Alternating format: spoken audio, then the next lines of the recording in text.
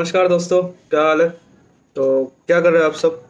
अभी तो festive season चल रहा है, अभी शायद कुछ सेलिब्रेशन वगैरह कर रहे होंगे। मेरा तो अभी काम चल रहा है ऑफिस का कुछ। एक्चुअली हम लोग का एक इन्वेस्टिगेशन नोट बना रहा हूँ।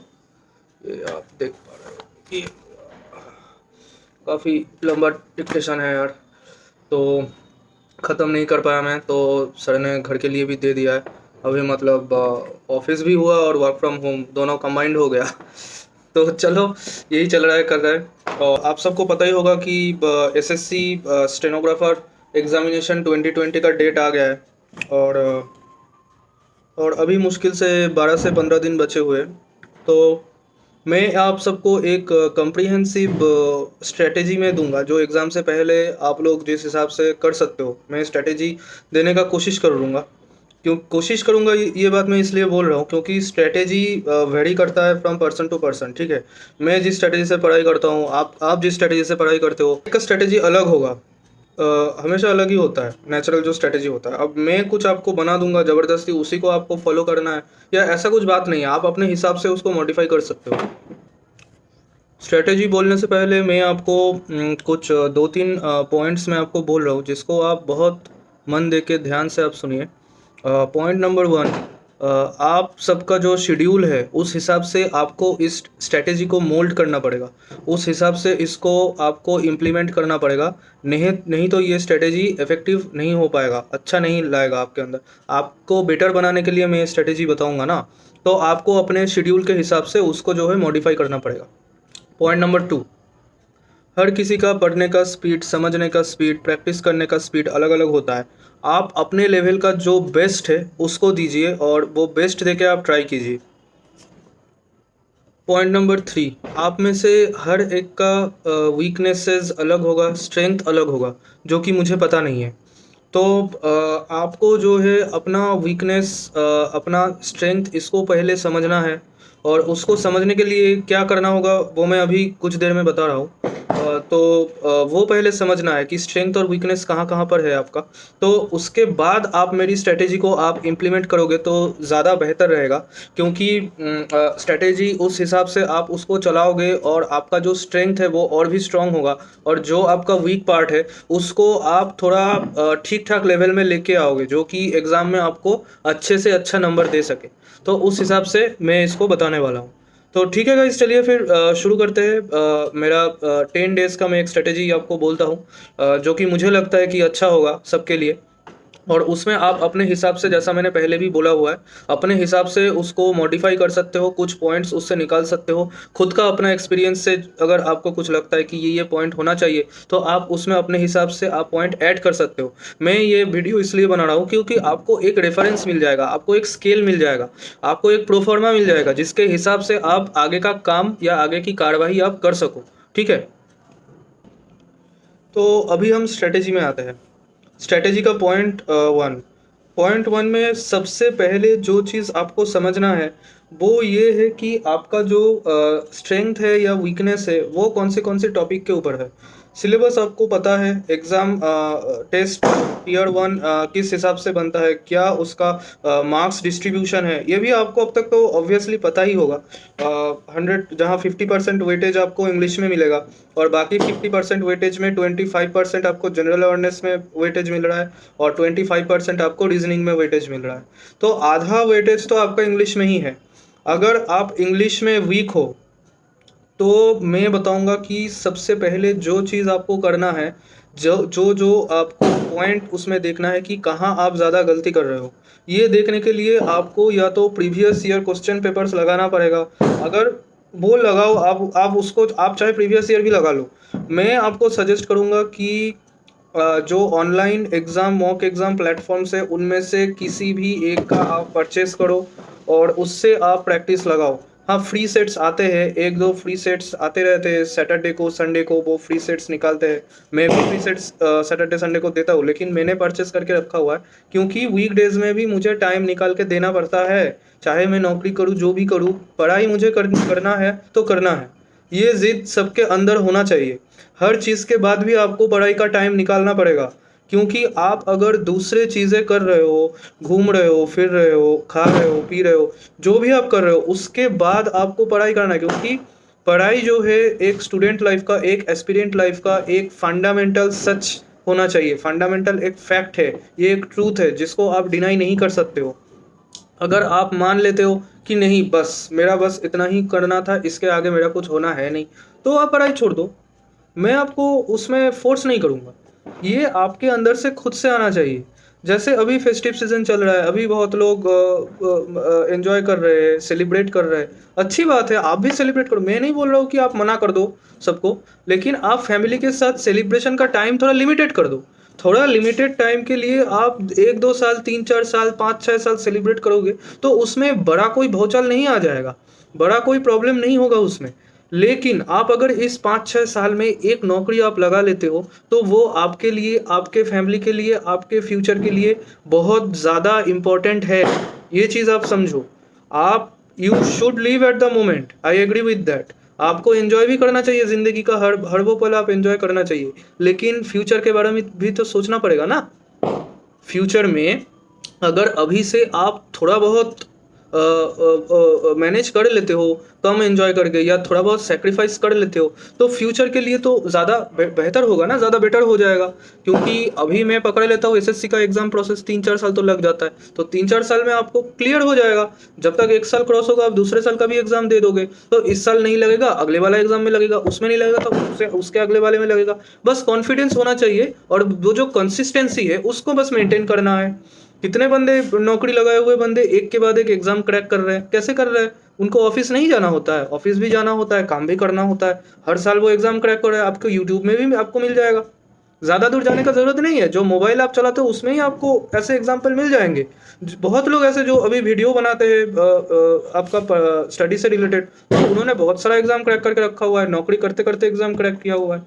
Everything is possible.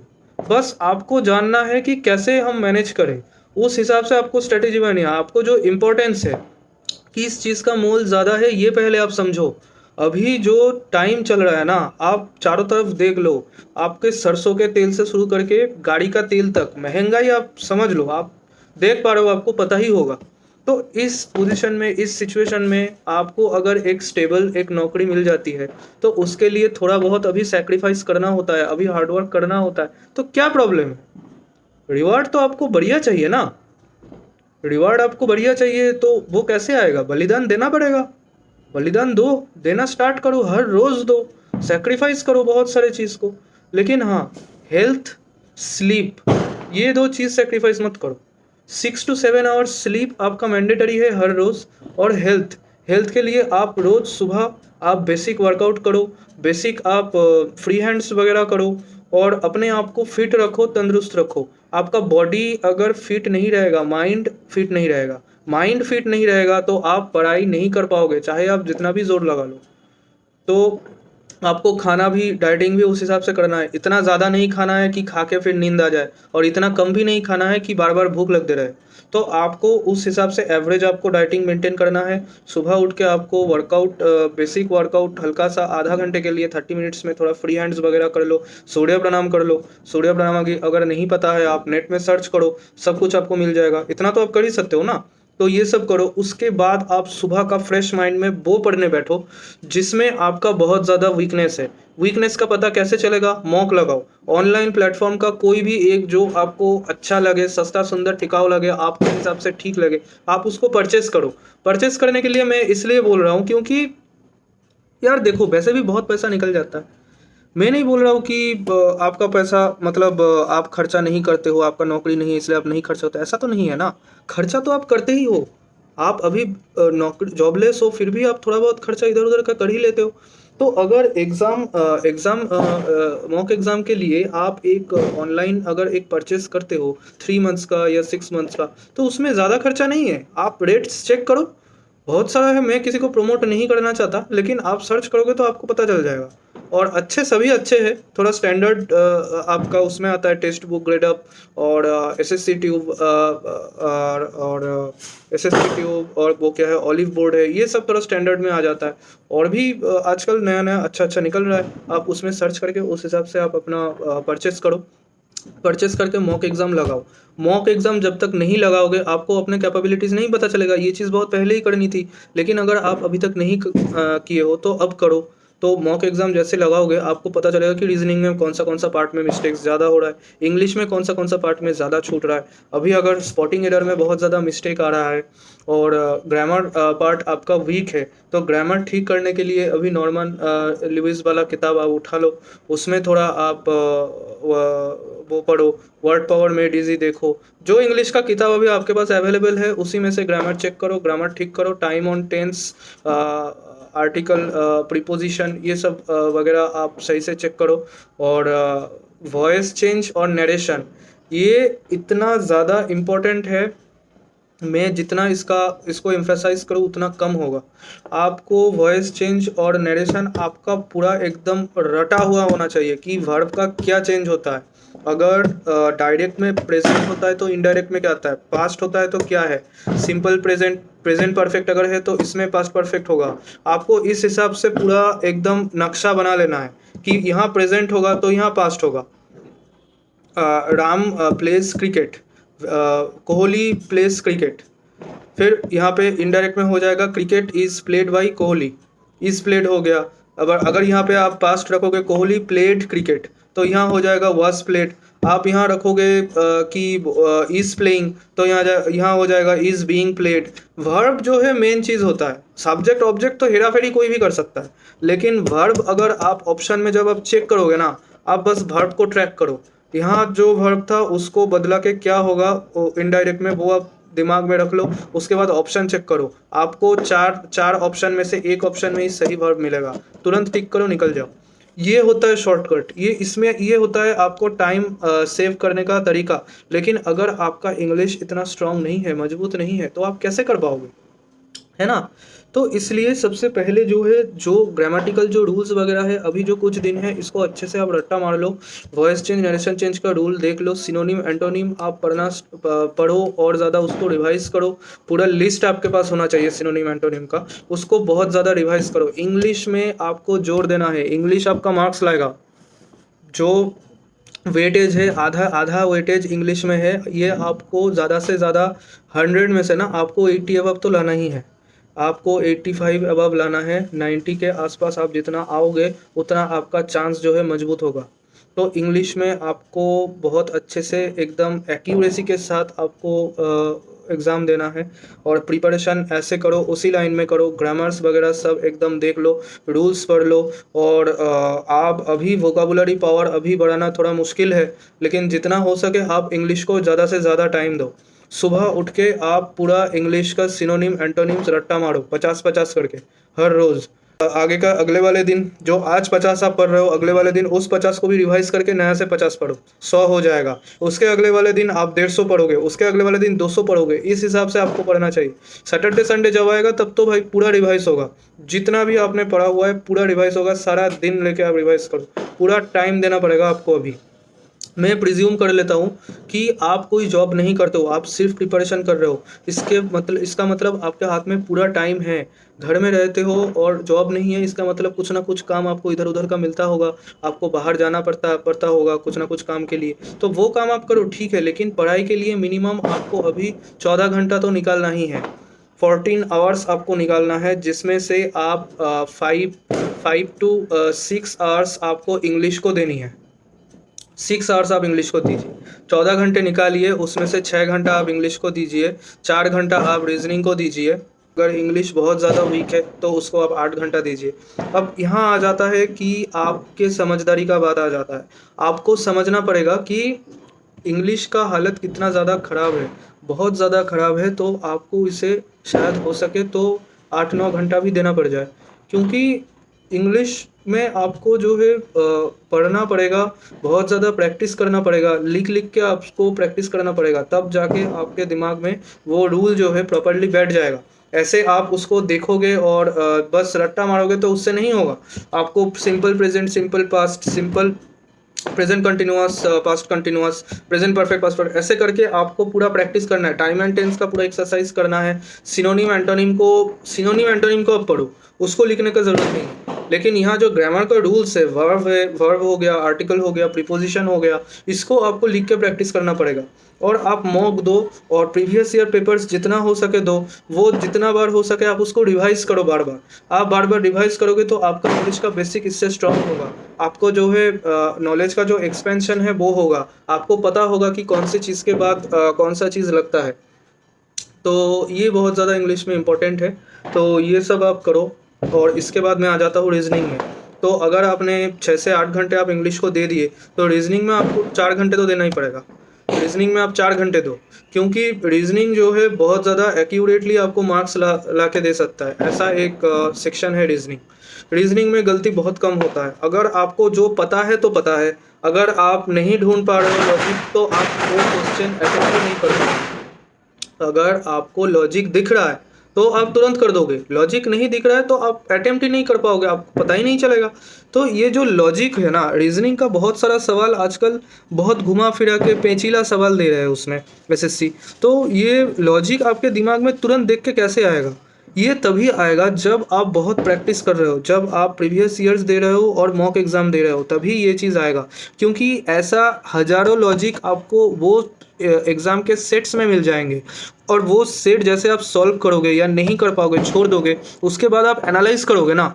कोई भी एग्ज़ाम का नियम है मॉक एग्ज़ाम का कि आप एग्ज़ाम देने के बाद उसको आपको एनालाइज करना है, कितना मिस्टेक हुआ है कितना नहीं हुआ है वो आपको समझना है। तो जैसे ही आप उसको एनालाइज करने जाओगे तो आपको उस लॉजिक का पता चलेगा, क्योंकि मॉक में भी आपका सोल्यूशन होता है और इसमें प्रीवियस ईयर सेट में भी आपको सोल्यूशन मिल जाएगा।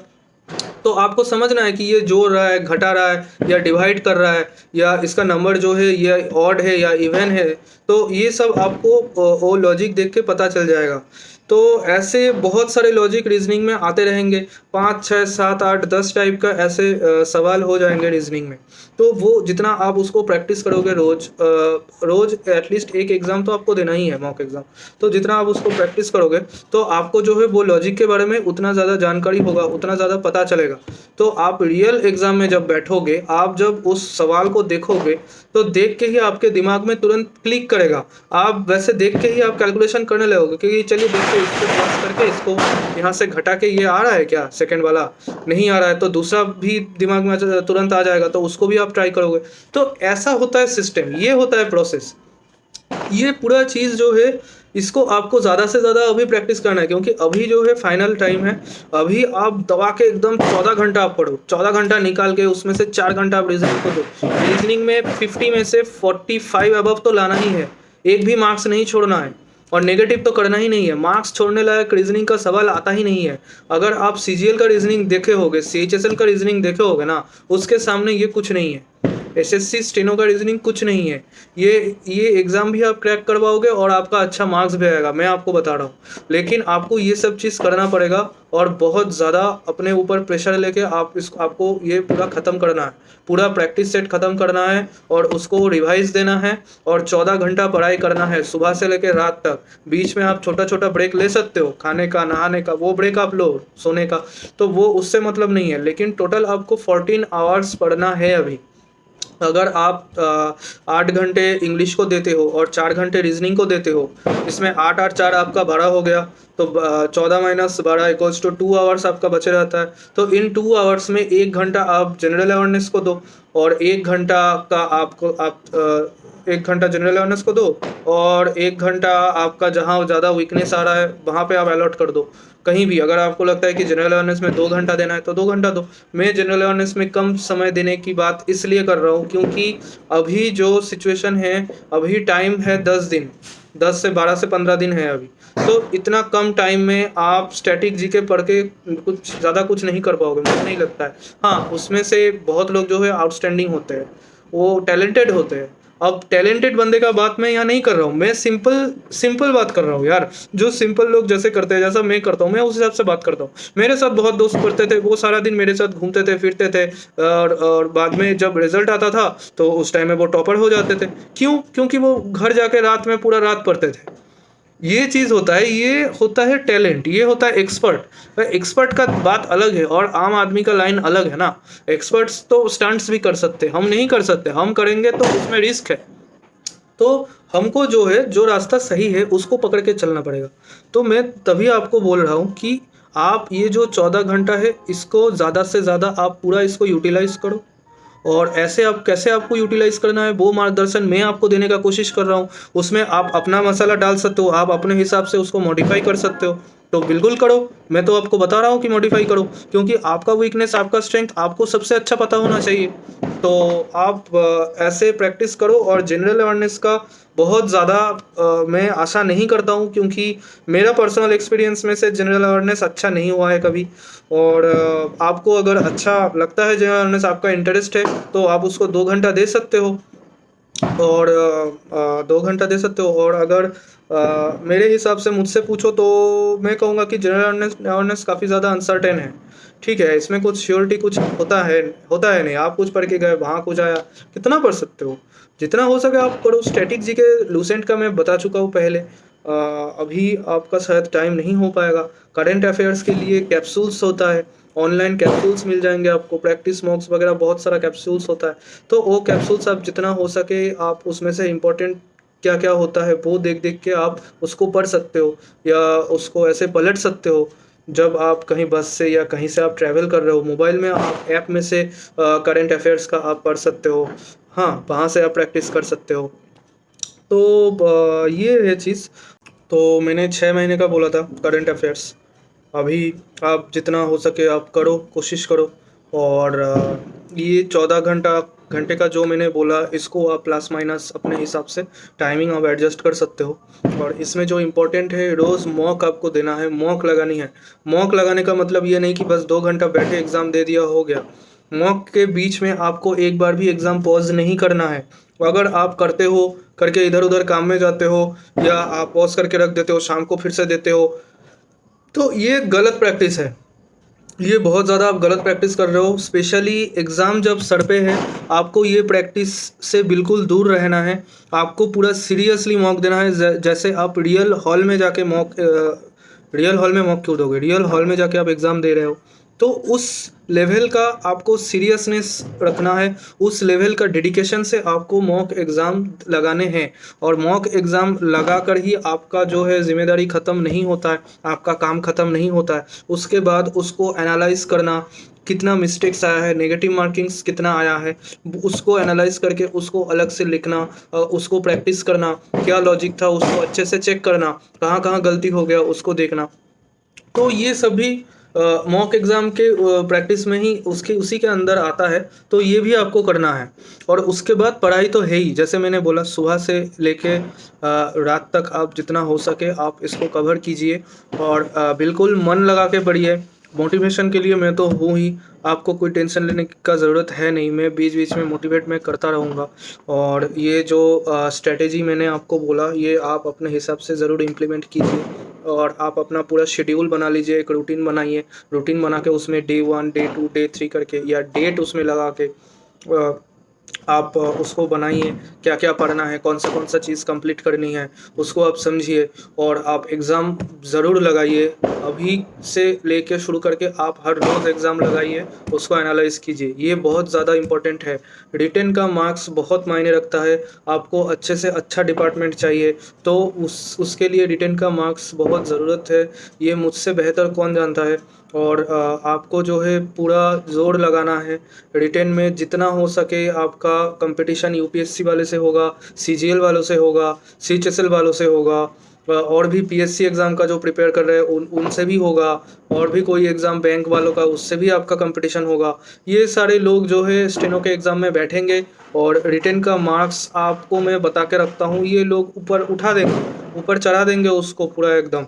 तो उसके बीच में भी आपको लड़ाई जारी रखना है। और आपको जो है मेहनत पूरा रखना है कि ताकि आप कट ऑफ तक क्रॉस करो। एक बार आप कट ऑफ क्रॉस कर दोगे, जितना ज़्यादा फ़र्क आप कट ऑफ से रखोगे उतना ही आपके लिए अच्छा है। आप 10 से ज़्यादा आपको टारगेट रखना है कि कट ऑफ जो जाएगा उससे भी 10 मार्क्स एक्स्ट्रा मुझको आगे बढ़ा के रखना है मार्क्स अपना। तभी आप अपने आप को सेफ़ या सिक्योर सोच सकते हो, अगर आप इतना करते हो तो। और ठीक है गाइस, तो अभी ज़्यादा टाइम आपका वेस्ट मैं नहीं करूँगा, आप पढ़ते रहिए और जितना हो सके अपने आप को मोटिवेटेड रखिए और नेगेटिव चीज़ें देखना, नेगेटिव चीज़ें सोचना, ये सब अभी छोड़ दीजिए और बिल्कुल स्ट्रेस टेंशन ये सब मत लीजिए। ठीक है गाइस, ऑल द बेस्ट। और आप पढ़िए और सेलिब्रेट भी कीजिए और पढ़ते भी रहिए। Okay, bye.